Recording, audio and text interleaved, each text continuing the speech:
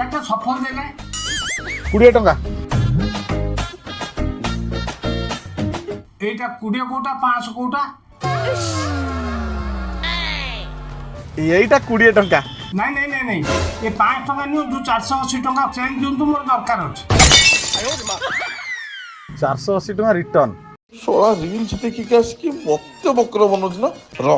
ଆଜ୍ଞା ଚେଞ୍ଜ ତ ହବନି ମୁଁ ଏଇ 20 ଟଙ୍କାଟା ନେଇଯାଉଛି ନାଇଁ ନାଇଁ ନାଇଁ ଆପଣଙ୍କ ସଫଳ ନିଅନ୍ତୁ ମୋ ପଇସା ଫେରେଇ ଦିଅନ୍ତୁ